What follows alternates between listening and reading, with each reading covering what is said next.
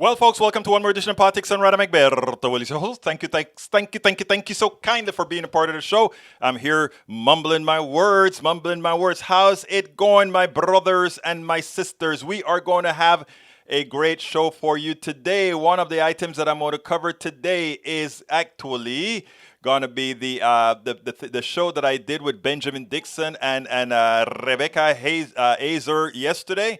But beforehand, we've got a lot to talk about. Mucho.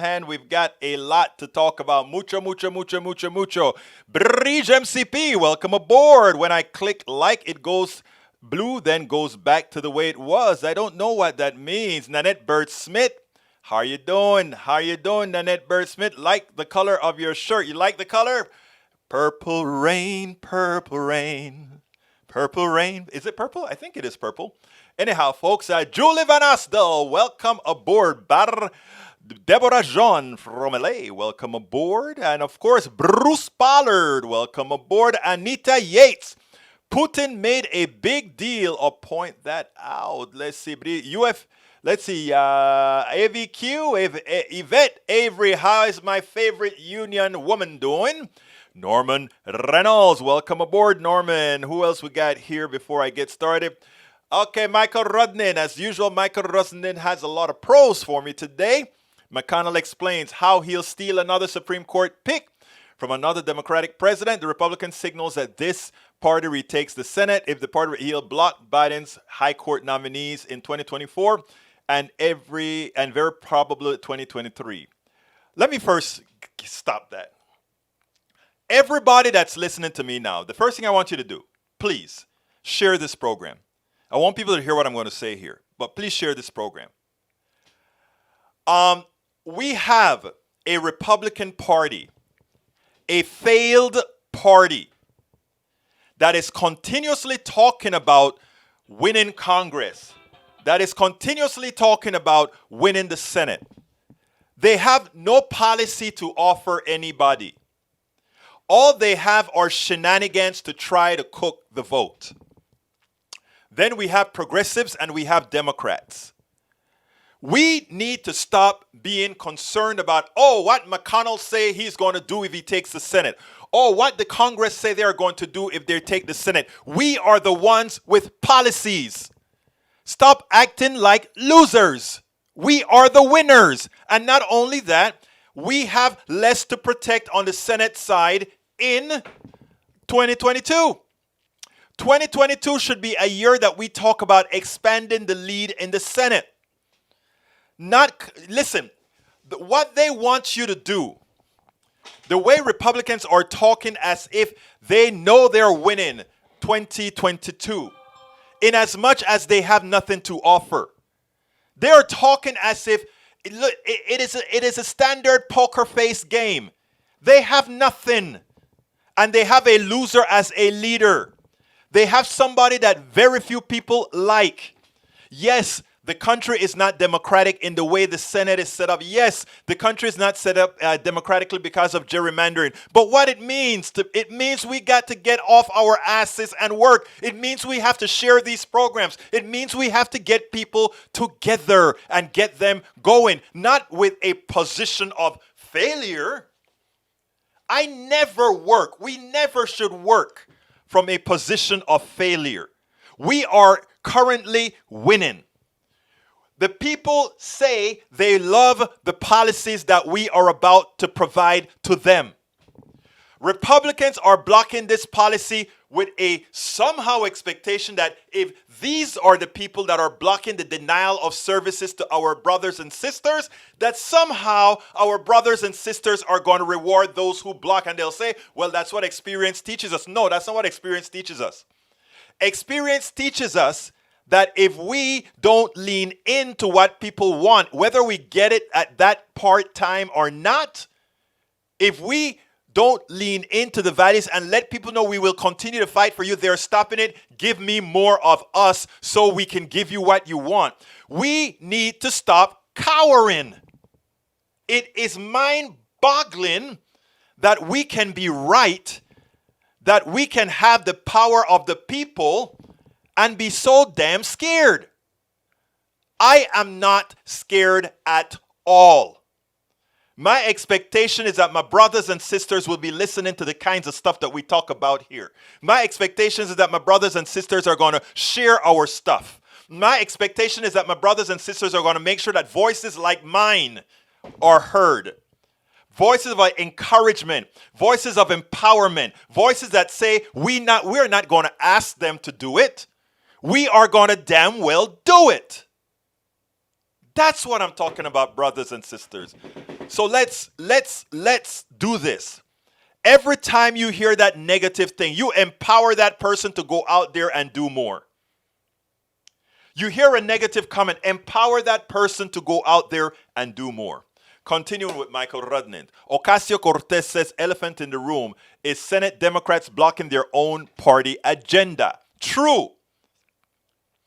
I think one of the things that's really important to communicate in this isn't just $1.7 trillion, Congresswoman Alexandria Ocasio said. This is about an overall investment spread out everywhere between 8 and 10 years, which is a very, very low amount of money. Exactly right. Less than $100 billion or $100.5 billion or whatever. It's not going to create the millions of union jobs that we need in the country, particularly to recover from the pandemic, and it's not going to get us closer to meeting our climate goals, which are crucially important at this point in time. Exactly. I do think that we need to talk about the elephant in the room, said Alexandria Cortez, which is Ocasio-Cortez, which is Senate Democrats blocking crucial items in a Democratic agenda for reasons that I don't think hold a lot of water. No, they hold a lot of water. Establishment Democrats and establishment Republicans, all of those in opposition to what is right for people, for what people want. It is because they're being paid by the corporatocracy. It is because they're being paid by the plutocracy. Make no bones about it. We need them now. But in 2022, our right is starting from now. We need to start getting our progressive candidates in line. It's not about sitting down and twiddling our fingers. I'm waiting for anybody to come and say, Egberto, are you going to support me? Yes, I am, or no, I'm not. Here in Harris County, we have a guy that's vying for the chairmanship of the Democratic Party in Harris County. He asked for my support. Said, what do you intend to do? Are you going to be as progressive as I think you're going to be around? Yes, you are. You've got my vote. I will work for you. I will make sure that you make it.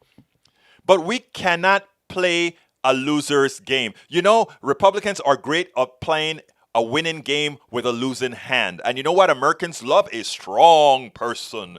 You know, John Wayne was a piece of crap, but John Wayne came across like he's strong. Let's remember that, my brothers and sisters. Let's please remember that. Let's, por favor, tenemos que entender todo eso, porque si no lo entendemos, sí fallamos. Sí vamos a perder. We will lose if we don't do that. All right, Michael Rudnin, the filibuster is the ultimate excuse for Democrats. Exactly. The longer that Democrats fail to pass their legislative agenda, the worse their outcome will be in 2022. Nearly 5 months in the Biden's presidency, every little change, Democrats are once again choosing not to use their power to remove the general bloc. And the reason why, they want an excuse to not be progressive because of their corporate masters. Understand that. The Democrats that don't want to remove the filibuster, it has nothing to do.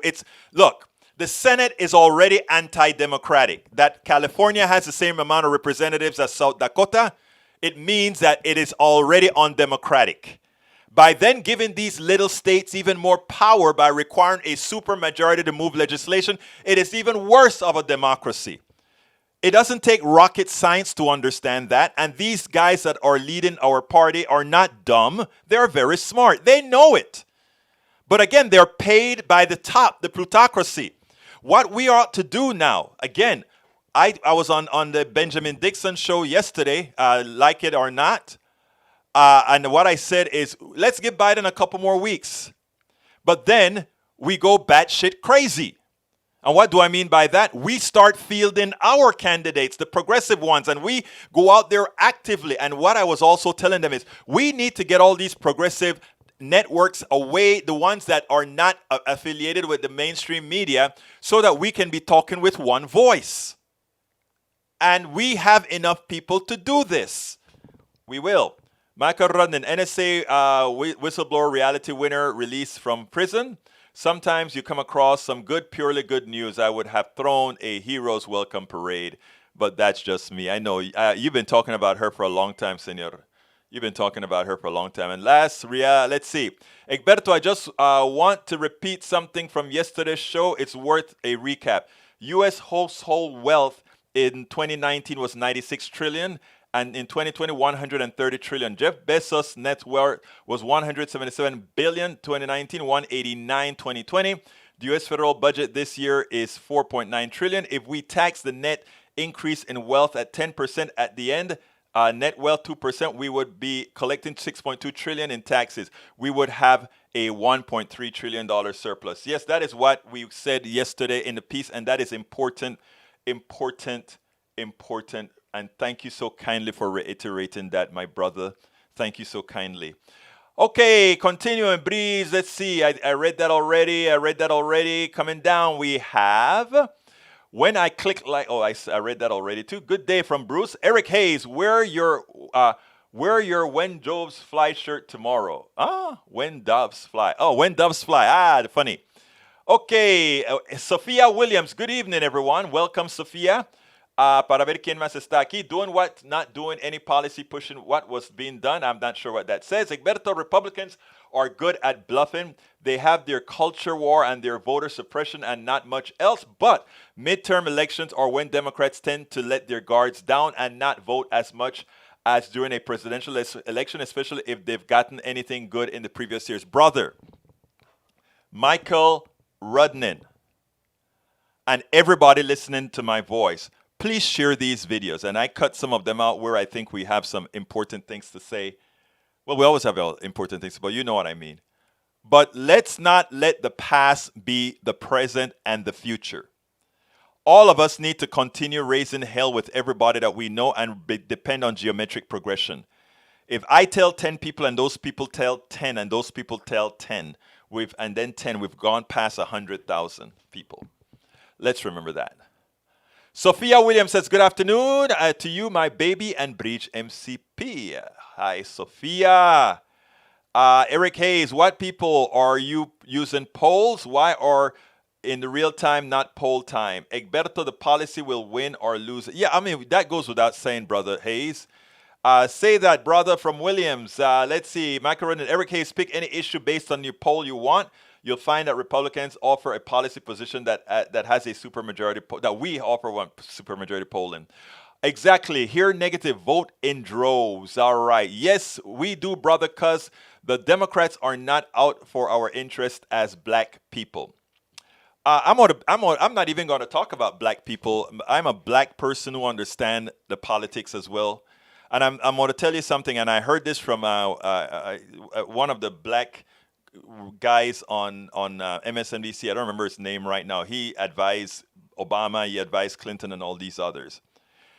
All these policies for election 2022, from voter rights to all the others, we don't want to make it a black issue. We don't want it to make it a minority issue. We don't want to make it a brown people issue.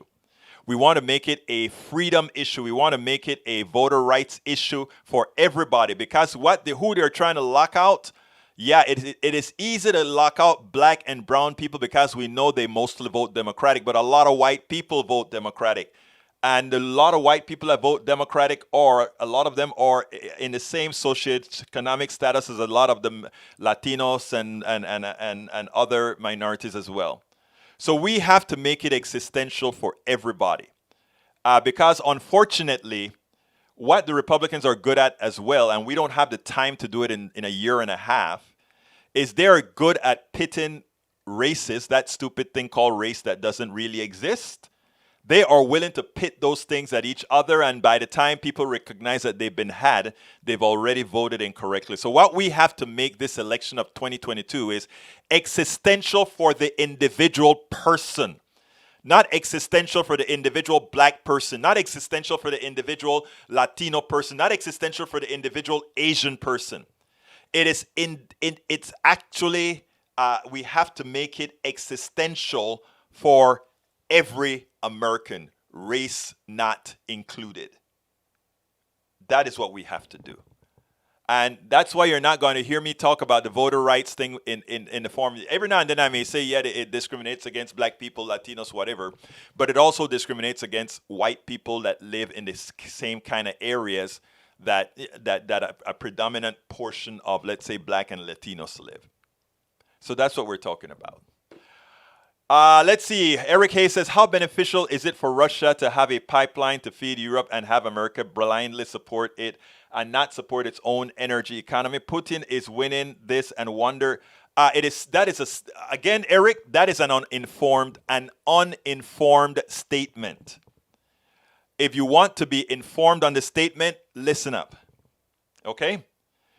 The pipeline through that these guys are building from the north down to the south to the Gulf Coast, that does nothing for America at large. It does something for the few hundred jobs after the pipeline is completed, and all that money that gets exported goes to the pocketbook of the shareholders of the corporations that built the pipeline, that used the pipeline. And all of us pay the price of the pipeline that benefits a few rich stockholders and companies. You have to think deeper. You have to be deep, because the way they scam us is they have us looking at things superficially. Is Biden a saint? Hell no. But Trump was evil. And Trump was even worse at divvying up the spoils. At least with the Biden crop, you get a few. And when we get our real progressives in stock, we'll get it what's deserving of us all. Deborah, John, Egberto, the reason why the con Republicans are claiming they take away Congress, Senate is because they're voter suppression. We know that, but we can suppress voter suppression. Hello now, corporate masters. You go, girl.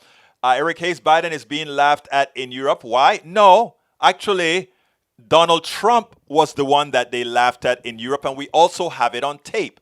They made fun of Donald Trump because they understood he was dumb and did not understand what he was talking about. And I'm not being rude. Donald Trump is genuinely dumb. It just shows that when you have a certain amount of privilege in this country, even a dumb person with privilege can succeed. Get my book. It's How to Make America Utopia. You'll see we're not a meritocracy. If we were a meritocracy, Donald Trump would live in a poorhouse. Okay? So, and no, Biden is not laughed at in Europe. Biden is revered in Europe. And the polls, again, tell you that. And you would know that if you refrain, and my friend, I say this with love, but if you refrain from the what I call the stupid maker news reel, the stupid maker news reel, Fox News, OAN, and remember, I've constantly showed you guys, if you want real information, OAN, false, right? Look at the screen. OAN, false information. Fox News, false information. Newsmax, false information. And of course, you come now to egbertowillies.com, highly reliable. I didn't say it. They said it. So if you really want, if you're here every day, please, honestly, when we come here together, I have a lot of smart people that follow the right news in this room. A lot of us, we teach each other. We enlighten each other with true news. Sometimes we get it wrong and we exchange ideas, but we all work from the same point of fact-based info. Remember that. Okay, Biden made a few gaffes, but that's it. And the gaffes are funny. He called 100. He says he's 120 days in his office. It's 144. But look, Biden is not a laughing stock. Let me tell you that. Biden is a very smart guy. He's a neoliberal. I'm not fond of neoliberals, but he's a very smart guy. Okay. Let's see. Michael Rudden says 120 days. Give me a break. Need time. That's all. That's about it, right? Same to you. Okay, let's see what else we got here. Eric Hayes replying to Bridge MCP. I see. Hey, my cognitive behavioral issue. How can you get COVID mixed up as everyone? Why not? I do it all the time. I do it all the time. All the time I make those mistakes. And I'm not as old as Biden. So am I going too early? Sophia says, how do we get all the progressives to have one voice?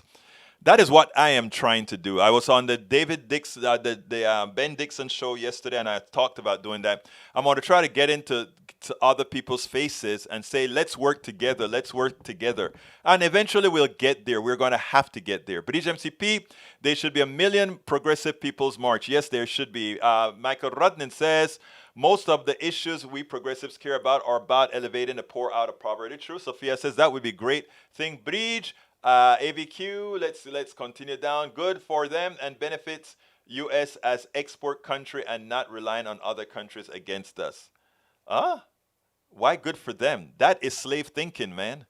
That is when I talk about having one's minds enslaved to believe it is okay for others to enrich themselves on our backs.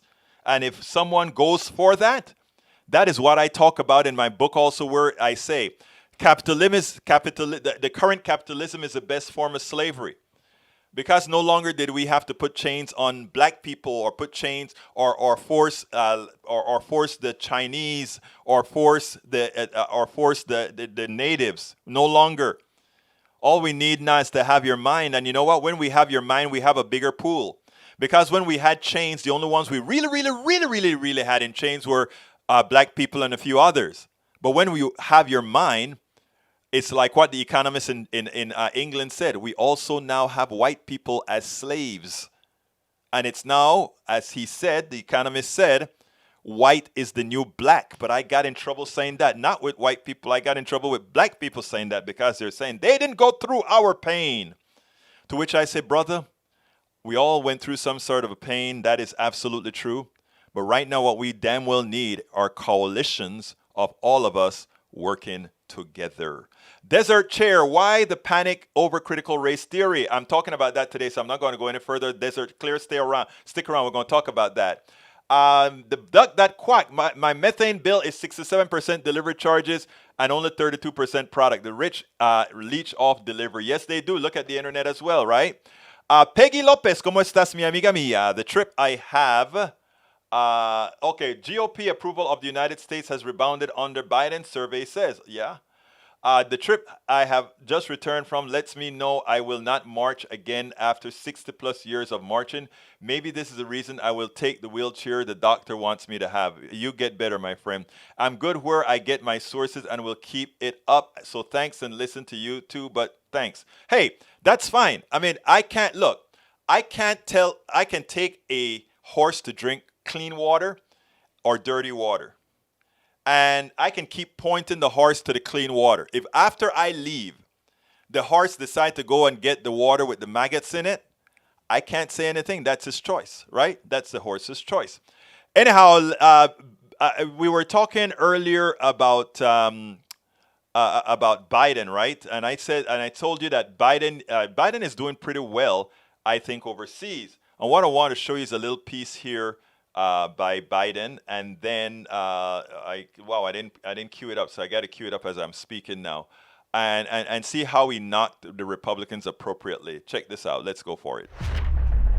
You know, there's a section of Biden's press conference at the NATO summit that I don't think got enough coverage, especially for what he said, the way he said it, and the implications of what he said. Ann Garin asked him a question about the NATO people believing that when he goes and he said America is back and wanting the NATO folks to trust them, etc., trust America again, that somehow, why should they do that when we have proven to have elected a Donald Trump? And given that Donald Trump still controls the Republican Party, again, is it not possible that they could lose America again? And he answers the question, I think, perfectly. But more importantly, he linked the survival, or he linked the country coming back together with success in domestic policy. I don't know. Take a listen to how he expressed this, and then we'll take it on the other side. Ann Guerin, The Washington Post. Here at this meeting and earlier at the G7, you've said several times that America is back at allies' side. A lot of those allies are themselves pretty rattled by what happened on January 6th, an attempted overturning of your election. And they may still be alarmed by the continued hold that Donald Trump has over the Republican Party and the rise of nationalist figures like him around the world. What do you say to those allies? What have you been saying to them at these meetings about how the next president of the United States can keep any promises you make? What I'm saying to them is watch me. I mean, I'm not saying anything, quite frankly. I'm just going out. People, as I've said before, don't doubt that I mean what I say, and they believe that I keep my commitments when I say it. I'm not making any promises to anyone that I don't believe are overwhelmingly likely to be kept. I think it's appropriate to say that the Republican Party is vastly diminished in numbers. The leadership of the Republican Party is fractured, and the Trump wing of the party is the bulk of the party, but it makes up a significant minority of the American people. It is a shock and surprise that what's happened in terms of the consequence of President Trump's phony populism has happened. And it is disappointing that so many of my Republican colleagues in the Senate, who I know better, have been reluctant to take on, for example, an investigation because they're worried about being primaried. But at the end of the day, we've been through periods like this in American history before, where there has been this reluctance to take a chance on your reelection because of the nature of your party's politics at the moment. I think this is passing. I don't mean easily passing. That's why it's so important that I succeed in my agenda. The agenda, whether it's dealing with the vaccine, the economy, infrastructure, it's important that we demonstrate we can make progress and continue to make progress. And I think we're going to be able to do that. Now you hear that. What he is saying is we have to produce for the American people.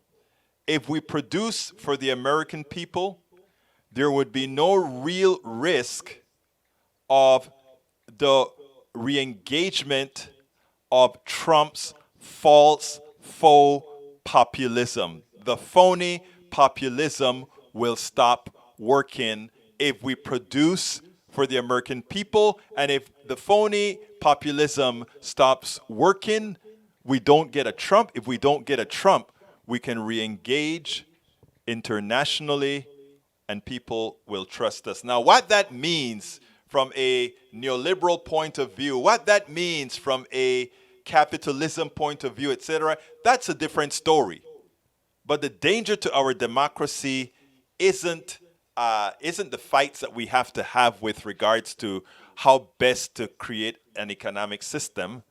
The fight that we have is to ensure we don't have the fascism that Donald Trump, the autocratic type government that Donald Trump is attempting to institute, like many other leaders on the right throughout the world. I think Biden is onto something, and if he really believes that, he has to produce for the American people. And what he has to produce for the American people are things that the middle class folks can see, the poor folks can see. Then just maybe he's going to fight harder for the progressive policies we're looking for than many progressives believe. Hey guys, sorry I can't bring you the Ben Dixon video today because I'm looking at the times and I'm in trouble. You guys had me talking a whole lot of time in the beginning, but then this is your show, so I have to do that. If you guys are talking to me, I've got to talk to you. So we'll do Ben Dixon tomorrow instead. I appeared on the Ben Dixon show, so I'll play that tomorrow. Sorry about that, but I have another video to show you about Texas. But and not only that, I want to talk about the thing that Sophia was mentioning, which is the race theory, critical race theory. I want to tell you how silly it is, but I'll tell you in a minute. Anyhow, we are past the halftime, so I need to go ahead and ask you guys, anybody who's on YouTube, please go ahead and become a subscriber. Please go ahead and click that join button. I'll be frank with you. I need your subscriptions. We are running low on subscriptions. I need your subscriptions so that we can continue doing this more effectively. The truth of the matter is I need a hell of a lot more subscriptions so that I can get people to help me. The 16 hours a day, 7 days a week. And, we have people on here who's come to my place and see the amount of work that you do. I see Norman is online here. He sees the amount of work that we do out here. We just ask you, if you are on YouTube right now, he's actually come to the studio several times. He's recorded from the studio. Roberto Lewis has recorded from the studio as well. Bruce Pollard has recorded from the studio as well. And anybody who wants to come to the studio so we can do some stuff together, if you're in spitting distance, just come on out here. Let me know you're coming and we can come. But anyhow, I need your support. So please go ahead and click that. Join button and help us out here. If you join right now, I'll put you up on the screen. Now here's the deal. If you don't see the join button, or if you are on Facebook or Twitch or any one of those places, you can still join us by going to politicsdoneright.com, politicsdoneright.com/YouTube. Again, you can go to politicsdoneright.com/YouTube. I just put that link in there. By the way, if you want to get our mug, we also have a mug designed by Bridge MCP. I'm putting that on the screen right now. If you want to get that mug, you can pick that mug up right here. Let me put that on the screen as well. You can pick up that mug at the link that I just placed there on the screen. Likewise, if you want to support us via Patreon, like I said, I need 1,000 patrons. The way I see it, 1,000 patrons, 1,000 YouTube subscribers, and the standard contributions that people give us would allow us to hire part-time a couple of people to help out. And we need a lot of help in both promoting the show and doing a whole lot of other things. If you want to become a patron, and we need more patrons, please go to politicsdoneright.com/Patreon, politicsdoneright.com/Patreon. Alternatively, if you want to give a contribution, you can provide us a contribution at politicsdoneright.com/PayPal, politicsdoneright.com/PayPal. You want to get the stuff that we wear, the t-shirts, all the different kinds of t-shirts we have. You can either get it on the YouTube channel by clicking on the rack with all the clothes that we have there and other things, cups, etc., or you can just go ahead and go to politicsdoneright.com/store, politicsdoneright.com/store. All our books, you can get all our books in one place. We have it all laid out, both the audio books. Thank you very much, El Senor Norman Reynolds, for being the speaker on one, for being the orator on one of our books. And thank you very much, Bruce Pollard, for being the editor of our latest book, How to Make America Utopia. So we have a lot of people that have really made us what we are today. It's all about you. You've actually given us what's needed to really do what we're doing out here. So please go ahead. And it is politicsdoneright.com/books, politicsdoneright.com/books. You can find all our books right there. Okay. Before I get into the critical race theory, I want to show you, what conservatives have done to Texas. Let's play this and then we'll take it on the other side. If there is one thing we know here in Texas, our governor, Greg Abbott, has his priorities right. You know what he want to do, right? He feels we need to keep those people out of Texas. Those brown people need to keep out of Texas. All those folks coming from down south need to keep themselves out of Texas. So what does he think he's going to do? He's going to build a wall. Abbott wants to build a border wall. Where have we heard that before? God help us. It's a Republican primary season in Texas, and this man wants to build a wall. But guess what? Where are his priorities? Check this out. ERCOT, the Electricity Reliable System, tells us today, you remember that freeze that you had? It got real cold and we couldn't power you. Our grid went down and over 700 Texans died. Well, now guess what? In Texas, it's no longer the deep freeze. It's the deep heat. And people need their cooling. And guess what? The grid is falling apart again. And they're asking you, please turn your air conditioner up to 78. We can't cool all you folks. And by the way, for those of you who have pools, please turn those pumps off Because the independent ERCOT, the independent Texas grid, you know we do things big in Texas. The independent Texas grid can no longer take care of you. So big Texas, energy capital of the world, we have all the oil you may need. We have all the gas you may need. But we somehow can't turn any of those fossil fuels and the heat of Texas and the wind into electricity. We just can't do it. But we want to build a wall. Look, if we ain't got any electricity, we don't need a wall. Nobody's coming here if we can't keep them cool or keep them warm. You know, we are now the laughing stock of the rest of the country. And guess who did a great job showing that, Texas is what a funny place. Listen to what Brian Williams had to say.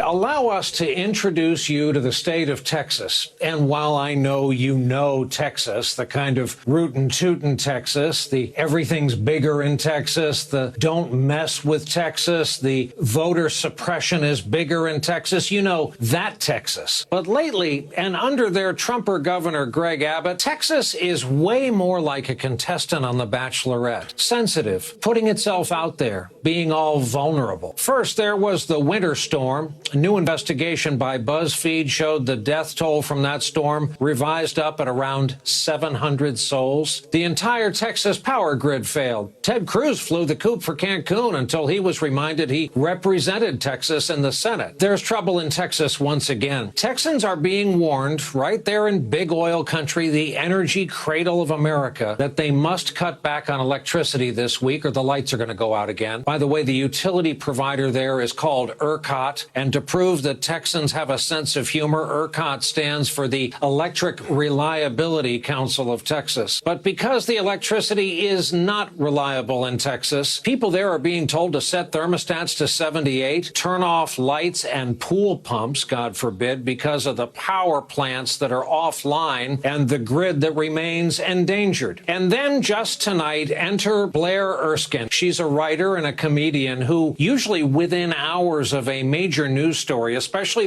if there are officials to be parodied, she is up with a new video, and then tonight she did not disappoint. Blair Erskine, fake spokesperson for the Texas power grid. That's right, and thank you so much for having me.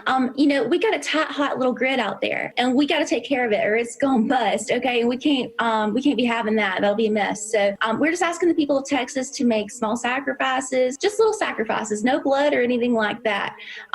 There's that old saying, you can't have the rainbow without the rain, right? Well, you can't have light until we figure out what's going on out there, okay? Because Texas is set up on a power grid. And what a power grid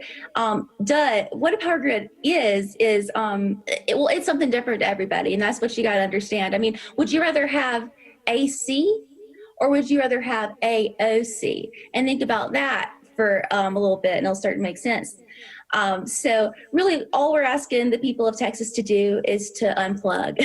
Just unplug, just relax. Everybody's got to unplug sometimes. And if you don't unplug, God's going to find a way to make you unplug. And, in this scenario, we are God. Sadly, a ton of people tonight thought that was real. If this wasn't so serious, it would be funny. I mean, look, this isn't a problem just in Texas. This is a problem in every single state where the new Republican Party, the one that is based on ignorance, the one that is based on no science, the one that is based on keeping their pew dumb, the one that is based on lying to their people. This is what's happening throughout the Texas. What I don't get is what is their second move? Because after you govern based on lies, after you govern based on stupidity, after you govern where people's assets are ultimately declining, except for the plutocracy, that is, where do you go from there? You just go to the next lie? You just go to the next step? Look, folks. This is not really meant to be funny. This is actually pretty damn serious. The Republican Party has become a further clear and present danger to everybody, Republicans included. And that is what I try to talk to my Republican friends about. This is not about my Republican friends. This is about having to change culture. Stay a Republican. Be a Republican. Be a proud Republican. But in being a proud Republican requires you to be a responsible Republican. And right now you are being led by they're not idiots. They're not fools. They're not stupid. These are people that understand that making you stupid is actually profitable. That is why we have QAnon. That is why we have the conspiracy theories. We keep you dumb. And if we can do that, you're not dumb. None of you are dumb. None of you are. But if we can use those particular psychological tweaks to let the part of you that don't do logical thinking emerge, we can profit from it. And that's why they say critical race theory. And then they go ahead and say, please give us some money so we can fight critical race theory in Humble, Texas. Hey, give us some money so that we can fight in Florida, we can fight critical race theory. Here's a blog that I copied, not wrote. I copied from the Daily Kos. It's here's what attacks on critical race theory are defending. History from a slaveholder's point of view. I want to point things out first, and I want to give you exactly what they're doing, okay? But I'm going to read a piece of the article. I wrote, at the top of the article, I wrote, this story is unbelievable. I have stated for a long time that Republican leadership are great at projecting. In other words, all the things that they accuse you of is what they really are about, including critical race theory, in this case in reverse. They're hyped up about critical race theory. Of course, it is them who are trying to change history. They claim critical race theory is trying to give a flavor of history that isn't real. They're trying to make white people feel guilty. I don't want not one white brother or sister feeling guilty. I'm going to tell you straight up. You know when you are to feel guilty? If you don't do what's right. If you don't realize that all God's creatures are created equal. If you don't believe that we all have fundamentally the same rights to everything. If you don't believe that we have the capacity, the capability to be just as good as anybody else, whether white, blue, black, or whatever. If you can't grasp that, then you should feel guilty. Because at that point, you're mentally deprived, right? And that's why I tell everybody that I get in touch with, that I speak to, race is an idiotic thing that is made to separate so that we do not look at the ball. We look at each other as being the problem instead of a plutocracy that's really screwing us all. And critical race theory in my book, in this book, I just read part. I'm turning this one into a audiobook myself. This time I didn't want to ask Norman to do another one. Norman worked so hard on the last book.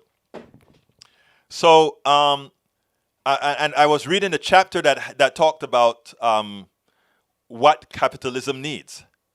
Because of the failure of the economic system, it needs us to have our eyes on the other ball. It needs us to be able to blame someone else for our problems.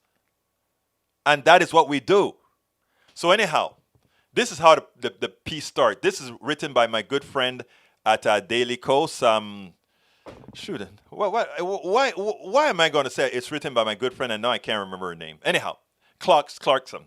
Anyway, here's how it starts. Republican efforts to demonize any teaching about race or racism in the U.S. history picked up yet another perfect defining moment recently when a grassroots parent group was outed as a Republican AstroTurf effort. It wasn't from the regular average American citizen, it was from an AstroTurf.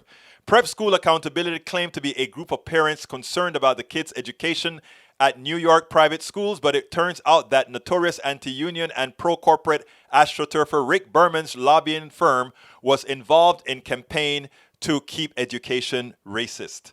That news followed other key revelations about the Republican fight against the teaching of critical race theory. Anything about racism, such as TV host Mark Lamont Hill revealing that some of the enthusiastic backers of that effort don't even know what critical race theory means, or former Love Connection host and current right-wing broadcaster Chuck Woolery, suggesting that it's too bad Hitler didn't nip the original critical theory school in the bud. What would these warriors against what would these warriors against what they characterize as indoctrination prefer to see in schools? We know, thanks to the valuable work of the Roots Michael Harriot, that many of the congressional opponents of the 1619 projects, a target frequently lumped up with critical race theory, learned whitewashed versions of U.S. history, in some cases from textbooks influenced by the United Daughters of the Confederacy. But that kind of history education has not been left in the past. I don't want to read the whole thing, but what I wanted to show you is read this piece here. One of the Louisiana's 2 approved history textbooks for 8th graders is literally teaching the Civil War from the perspective of the slaveholders. Our cause is just. This is what they says. Our cause is just and must prevail. The slaveholder in question wrote in her diary, but according to the textbook, she faced a justified fear that their slaves would abandon the plantation, and she and her mother became refugees after being forced to go to the Texas following 120 enslaved people they had first sent there. After the war, though, they still had a huge plantation. They had lost all their property in slaves and had to face the reality of planting and harvesting their fields with freed people who Kate regretted now demanded wages. Huh? I mean, this is what they're teaching. I mean, there is another friend of mine at Daily Kos that actually pointed out more succinctly, and I'm going to see if I can get to Daily Kos right now. I hope he's still on the rec list, because his piece was, let's see, the Texas power plants, GOP admits that's not it.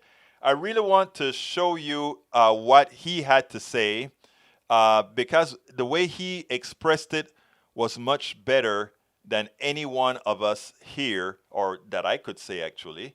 But I want to put it out there. Let's see if I have it here. Can I just, let's see that, oh, I'm still on the rec list. Let's see, Democrats, let's see there, para ver. It's not that one, it's not that one. It is by Chris. Anyhow, the idea was that what they're teaching the 8th graders is that these nice people after the Civil War, this man had 120 slaves, and they were all so sad because what was going to happen now is that they're going to have to pay prevailing wages to get their field harvested. I want you guys to think about that. I really want you to think about that. We're now talking about them complaining about, and this is what they're learning. They're learning that, hey, Martha Benton, welcome aboard. They're learning that there is an issue with actually having to pay these people that were once slaves. Can you believe that? Let's see, I think I found it. Let's see, Nuts and Bolts, Kathleen, Mayor, Eon. Well, that's not it, but I really want to get to Christopher Reeve's piece because it was a masterpiece. Let's see, okay, here we go. Here's the piece. I have it on the screen now. Christopher Reeves, a good friend of mine at Daily Kos as well, he wrote, the sad story of Southern slave owners as told in 8th grade history books in Louisiana. And here it goes. Gather around, children. I want to tell you a tale, a story of a nation divided, a story about a war of values in the United States, a war where people were held in bondage, had suffered brutal consequences and degraded. They were unsure of the outcome of the war and afraid for their lives. Their families separated. They faced oppression. This is the story of white Southern families facing a war of Northern aggression. Welcome to 8th grade textbooks in Louisiana and the story of poor Kate Stone, daughter of a family that once owned 150 slaves, but now would be deprived of family wealth the moment these slaves would be free. And then here's what Joshua Benton put out there as a tweet. I guess his kid or something, he couldn't take it. It says, There are 2 approved Louisiana history books for 8th grade. And I'm putting that on the screen for you guys to see now. I hope you can see it. Come on, get on the screen. Get on the screen. There we go. And here's what it says. Kate Stone was 20 years old and a member of a wealthy planter's family when the Civil War began. After Kate's father died, her mother Amanda oversaw the family's business affair. In 1860, the Stones moved to a cotton plantation near the Mississippi River in East Carroll Parish. With more than 1,000 acres and 150 slaves, the family's future seemed secure. However, in 1861, after Louisiana's secession from the United States in January and the beginning of a civil war in April, the lives of everyone on the Stone plantation changed. Secession in the withdrawal of a state from the Union. Kate kept a diary and wrote. Eventually, all 5 of Kate's brothers served in the war. That's not the particular one that I want to show you, but the thing is how they characterize. In her diary, Kate expressed her firm Confederate patriotism, insisting, "Our cause is just and must prevail, but even for a patriot, the war's hardship become difficult to take." Union forces arrived on the family's plantation in 1862. With them came a justified fear that their slaves would abandon the plantation for the freedom they believed the Union Army would provide. In an attempt to limit their losses, Amanda sent 120 of her slaves to Texas in 1863. She and Kate were forced to follow the slaves to Texas later the same year. In the family's absence, a few remaining slaves took over the plantation and moved into the family's home, dividing the rooms and the Stones remaining personal. I mean, I want you guys to picture how they are romanticizing the slaves. We had to send them to Texas. This is how they're learning this stuff. They're not learning slavery as the evil that it was in Louisiana. But let me tell you the danger of that, right? The danger of teaching it that way, and we talk about critical race theory. They're wanting to teach this kind of crap to their students.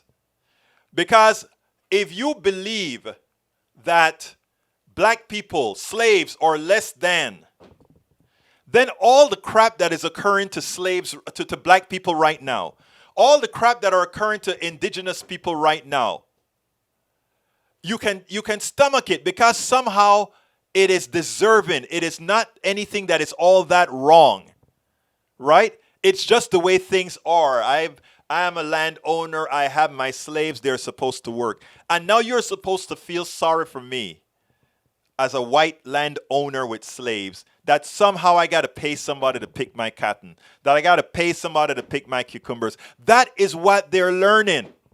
And they're learning to change the wiring in their minds to believe that black people, for leaving slavery, did something wrong. That the people up north, for freeing slaves, did something wrong. So when you go ahead now and want your Confederate flag and you want all these things, to you, it's normal. It's natural. And the reason they don't want critical race theory taught is it also shows you how systemic racism works. It also shows you how evil slavery is. And it means all those white kids that are learning in Louisiana, if they started to learn the truth, they would start saying, God, we are all equal. We should be singing kumbaya. We should be fighting the plutocracy that is dividing us to screw us all. That is their fear. Their fear is they cannot allow white people to learn the truth. That is the entire issue. Because, like I said, there's no black people, white people. There's no race. Okay, I want for all my black people there that see me black and all that sort of stuff, and they're saying, "What do you mean there's not race?" But there is no race. Color is one attribute. Big nose is another attribute. Thin lips is an attribute. Straight nose is an attribute. These are attributes that are commingled in every race. Some areas have a preponderance of certain attributes. Race is used to divide and make sure that the people can't unite together to fight against a oppressor. And white people, listen to me, my white brothers and sisters. Your oppressors are those same guys on top too. They give you the semblance of prosperity by telling you at least you're not black. At least you're not indigenous. At least you're not Latino. At least you're not Caribbean. So you have something, and every human being likes to believe they are a cut above. Everybody wants to believe, I'm a little cut above. And because they play on that trait in humanity, that is how they win. Now you start getting everybody educated. White people get educated. Black people get educated. Latinos, everybody. In other words, Christopher Columbus didn't discover no damn America. How the hell can you discover something where a whole bunch of people are there already? Vasco Núñez de Balboa didn't discover the damn Pacific Ocean. And when you are educated, you can actually see all our humanity. And that's what they fear. That is what they fear. For you to recognize that we all are humans and that we all want to fight. We all want to fight that which hurts us all. I want you to take that down, folks. I really want you to take that down. And share, please share. My white brothers and sisters especially, I want everybody to share. But my white brothers and sisters, I hope you're listening to what I'm saying. And I hope you're understanding what I'm saying here. And if you want some clarification, by the way, every Wednesday our subscribers or every first Saturday of the month, we're going to have I hope you guys come. I'm going to try it for the first time on this Saturday or the next first Saturday of the month to have an open house for everybody to come and sit on Saturday and ask Egberto anything. And individually, you can always talk to me as well. info@politicsdoneright.com. info@politicsdoneright.com. I'm not going to have enough time to go through all the stuff that you guys have written down, but I promise you I'm going to read them before I close the window. I got to get out of here, but please support the program. Please go to click that join button. I need your support so badly to make sure we can continue this stuff going. So please click that join button. Become a member today. You can also become a member by joining our Patreon, politicsdoneright.com/Patreon, politicsdoneright.com/Patreon. Please give us that support. You can support us as well, politicsdoneright.com/PayPal, politicsdoneright.com/PayPal. Or if you want to join our YouTube PDR Posse, join politicsdoneright.com/YouTube, politicsdoneright.com/YouTube, and to get our books. And I need you to get the books. All of that help us. A penny here, a penny there, help what we're doing and making sure we can continue doing what we do. Right.com/books. Mi nombre es Egberto Willis. Esto es Politics Done Right. ¿Y sabe cómo termino esto? I am what? Out! We spend a lot of time deconstructing the news, trying to parse it into a form that everybody can understand. We try to find those little nitpicks where it flies above the fray, etc. If you really like these videos that we do, I want to ask a big favor. Please go ahead. Number 1, subscribe to our channel. And number 2, please join if you can. Thank you so kindly for watching. Keep watching. Please remember to share. We must populate the entire internet with our progressive message, a message that we know is what most Americans say that they want. So help us, please join.